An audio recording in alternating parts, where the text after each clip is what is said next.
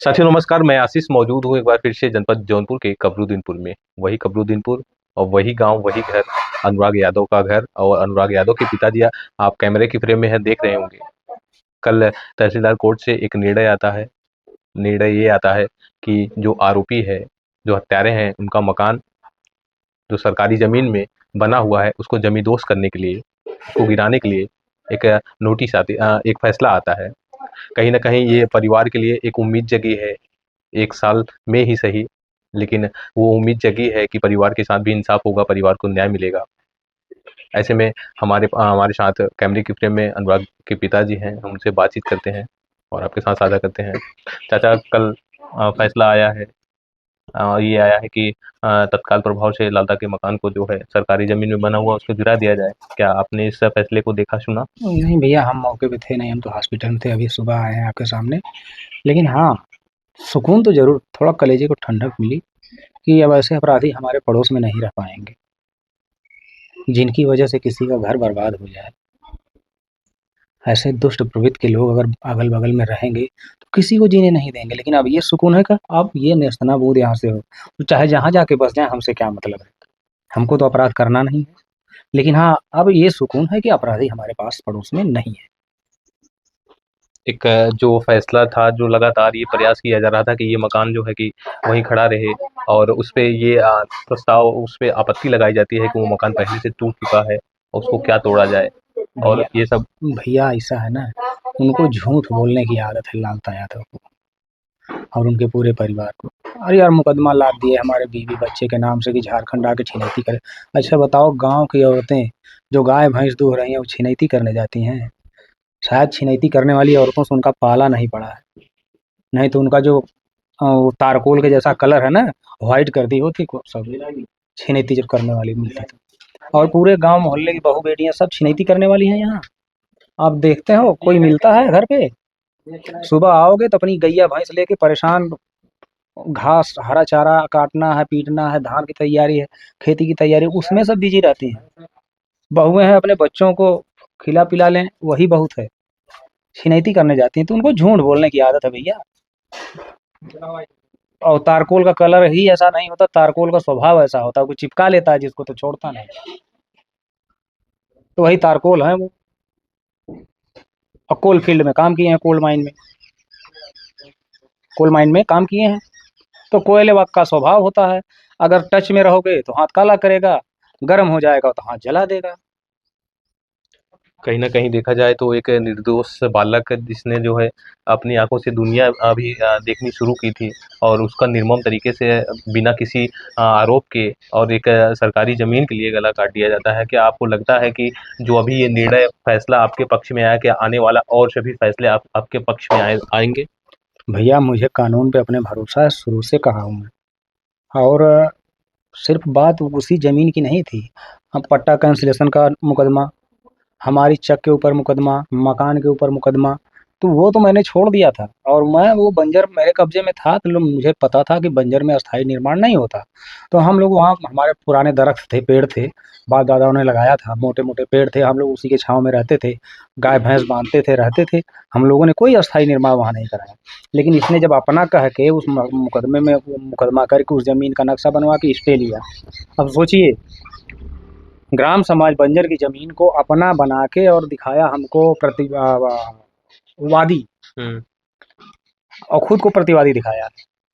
हमको प्रतिवादी दिखा के खुद को वादी दिखाया कि मेरी जमीन है और इस पे स्टे दिया जाए, क्योंकि हमारी विरोधी पार्टी इस पे कब्जा कर रही है। और उस समय का न्याय मैं क्या बताऊं, पैसे का खेला है।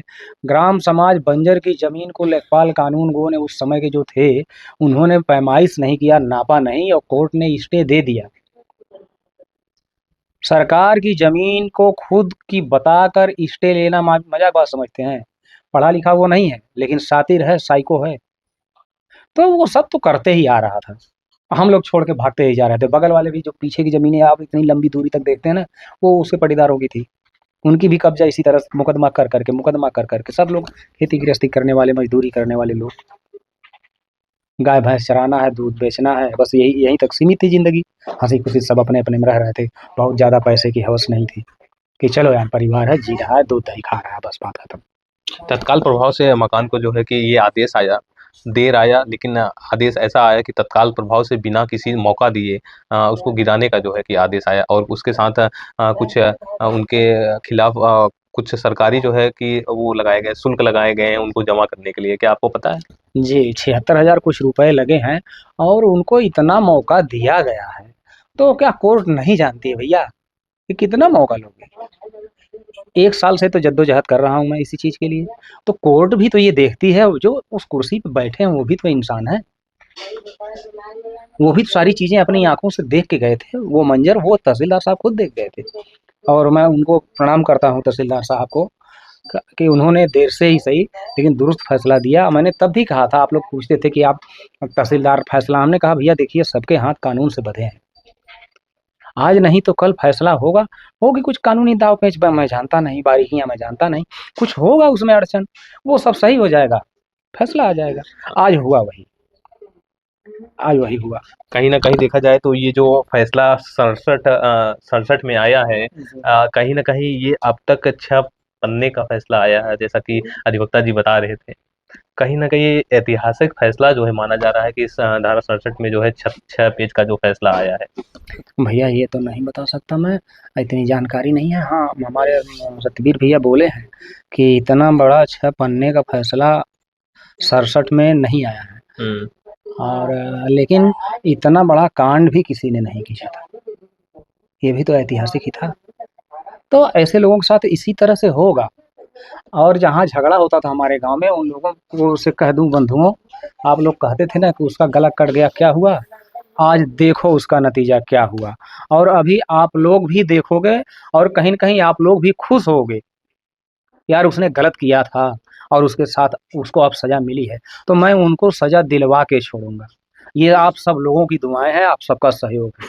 बस भैया बहुत नहीं बोल पाऊँगा, तभी कहीं अभी कहीं न कहीं एक बात और, कहीं न कहीं ये कमेंट ज़रूर आता था वीडियो में कि ये अभी फिर तारीख पड़ेगी, कुछ नहीं होगा।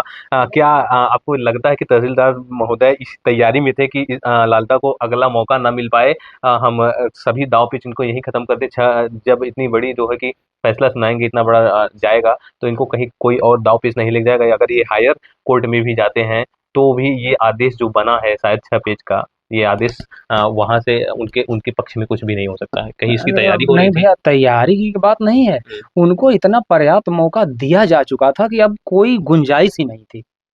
1 साल से क्या ले रहे थे? मौका ही तो ले रहे थे। अब बताइए पूरे गाँव का नाम लिख के डाल दिए कि नल, टोटी ये हाँ, तो जी। अच्छा अब पूरा गाँव अराजक तक तो हो गया, आप शरीफ हो गए। मतलब मेरा पूरा गाँव खराब।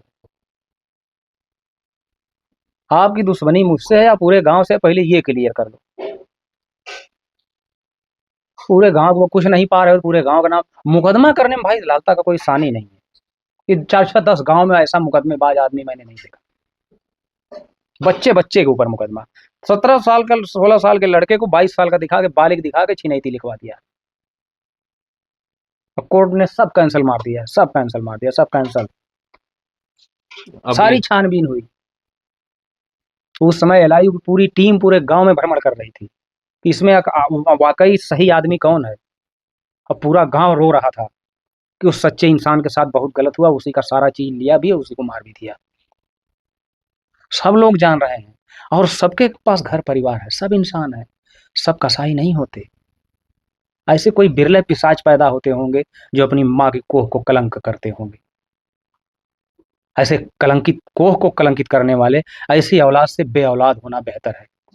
हमारा तो आया, उसने कहा था कि नाम रोशन करूँगा चाहे जैसे नाम रोशन करके गया और तुम ताउम्र तुम्हारी पीढ़ी दर पीढ़ी गालियाँ सुनेंगी। उसका नतीजा ये निकलेगा, आज नहीं तो कल इनको सज़ा होनी है और धैर्य लेके बैठा हूँ मैं, बहुत धैर्य के साथ बैठा हूँ। आप लोगों का हौसला और आप लोगों की जीत।